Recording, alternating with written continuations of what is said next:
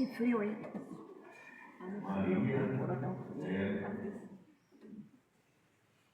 O rosto materno de Deus principal. Deus tem um coração materno através da Virgem Maria. Nós somos acostumados a olhar a Deus como um pai, mas Deus tem um coração de mãe. Eu gostaria de convidá-los a pensar uma família onde tem uma mãe dentro de casa e onde não tem a mãe dentro de casa.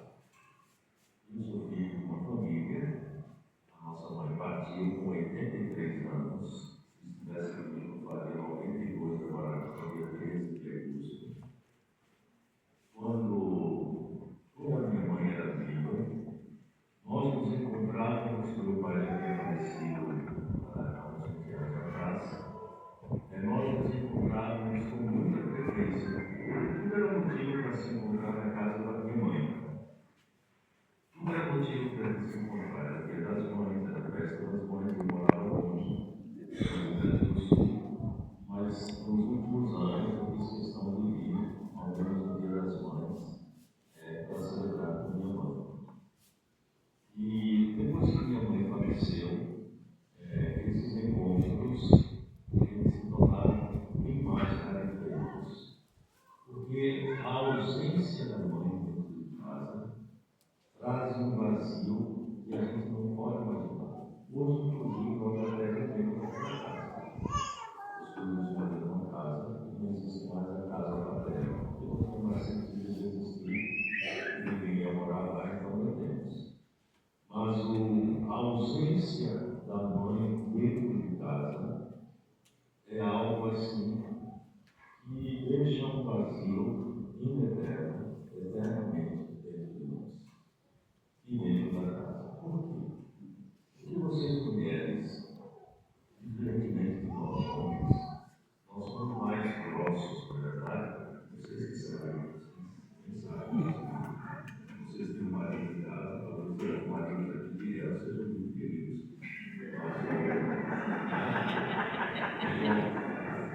Os homens de Deus sejam muito carinhosos, também com todo esse panorama, os homens sejam mais espiritualizados, mais educados, né?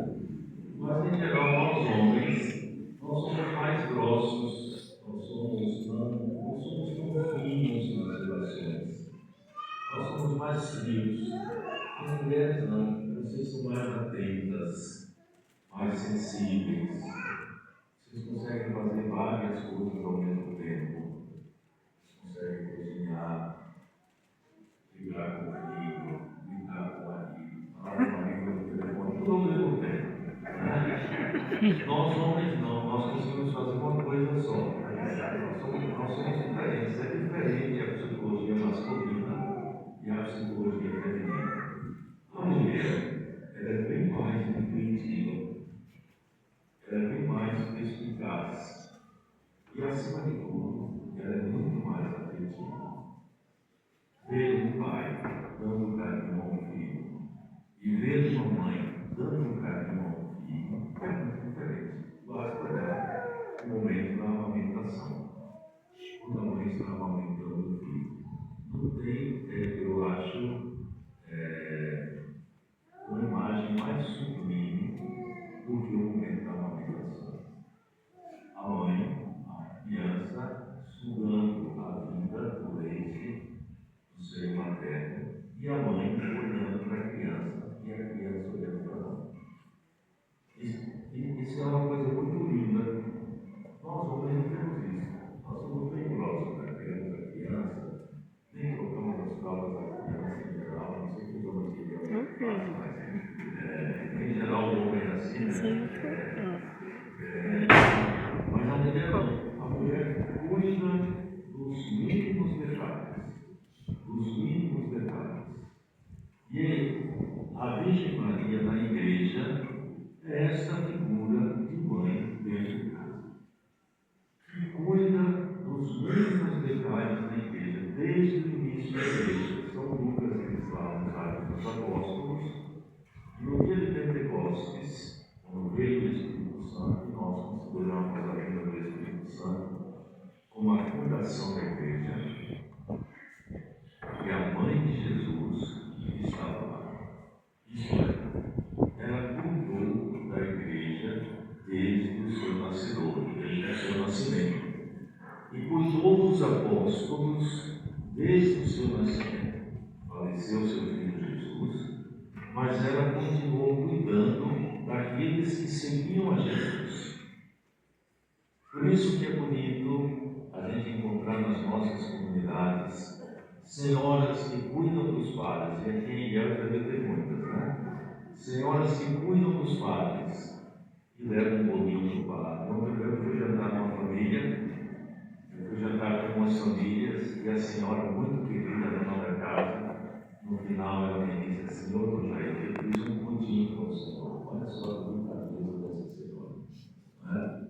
E cuida dos padres, e olha se os padres precisam de alguma coisa. E os últimos a morrer na vida são os ratos e depois os padres. O rato consegue comer qualquer coisa, né? Nunca fica sem comida. E os padres encontram sempre uma mãe, uma irmã, que pense neles e que divida com eles. Padre nunca passou. Eu, como padre, nunca passei fome na minha vida. Pelo contrário, eu tenho que me cuidar para não ficar com outro.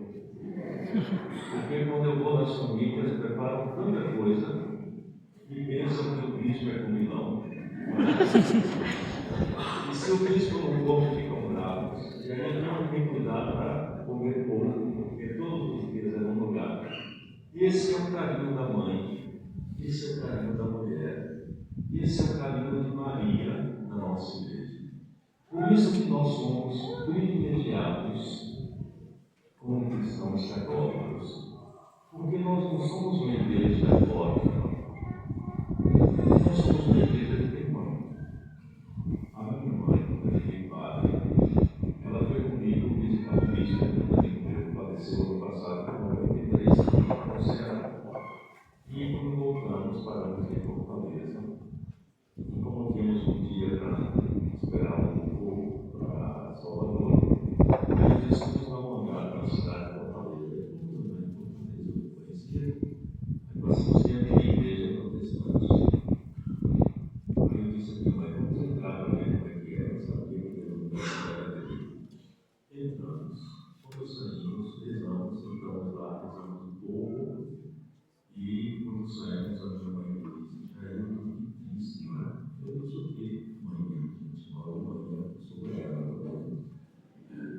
Eu sou doutorado em Feira de Santana. Eu disse: o que, mãe? O que foi? Ela disse: que triste eu não vi a Eucaristia, eu não vi o Sacrário, e nem vi Nossa Senhora. Que fria uma igreja sem a Eucaristia e sem Nossa Senhora. E de fato, que triste uma igreja sem comida, sem alimento e sem a presença da mãe. Uma triste uma família sem a mãe e sem a mãe. Na verdade, hoje nós celebramos, não adoramos a Virgem Maria, mas nós celebramos essa dádiva de Deus, esse dom que Deus deu à igreja de termos uma mãe que cuida de nós, que busca a vitória conosco, vencermos tantos percalços da nossa vida, que não nos deixa sozinhos nunca, nunca nos deixa sozinhos. Eu vou concluir com uma história de uma visita pastoral que eu fiz, eu era bispo na igreja de Freitas. Eu fui fazer uma visita pastoral numa paróquia, e a secretária da paróquia me disse: não saiu pelo Senhor que ligou, e você perguntou: será que o bispo não queria me visitar aqui em casa? Porque eu fiz uma cirurgia e eu gostaria da bênção do bispo. Eu disse: claro, ele deu interesse, aí fui lá com o padre e com o seminarista. Chegando lá, ele me disse que tinha uma imagem de Nossa Senhora Aparecida do lado do cômodo, no quarto dele. Ele me disse, me cumprimentou e disse: ó, senhor bispo, nós somos todos evangélicos aqui em casa, inclusive eu. Nós somos uma família evangélica. Eu nasci dentro de uma família evangélica. Mas aconteceram dois eventos na minha vida que mudaram a minha vida. E me contou. Primeiro foi trabalhar no hospital como enfermeiro da São Paulo, um hospital religioso, e tinha uma criança, eu não era enfermeiro pediátrico, mas tinha uma criança que precisava passar a tomar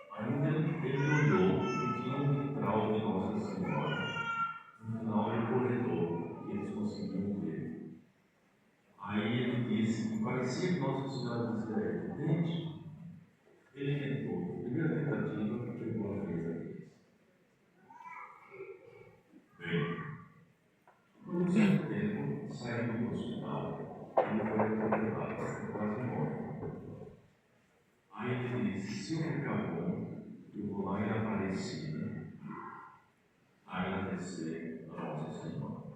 E era Evangelho.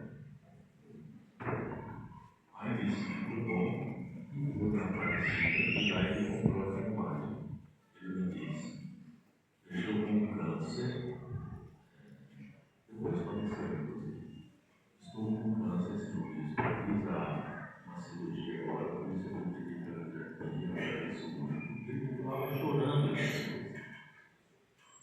E eu não aceito que alguém chegue aqui em casa falando mal da imagem que eu tenho do lado da minha cama e me lembra a mãe de Jesus. Porque quem fala mal da mãe de Jesus, fala mal de Jesus. E se alguém fala mal de minha mãe, fala mal de mim. E eu nunca aceitarei falar mal da minha mãe. Que lindo, né?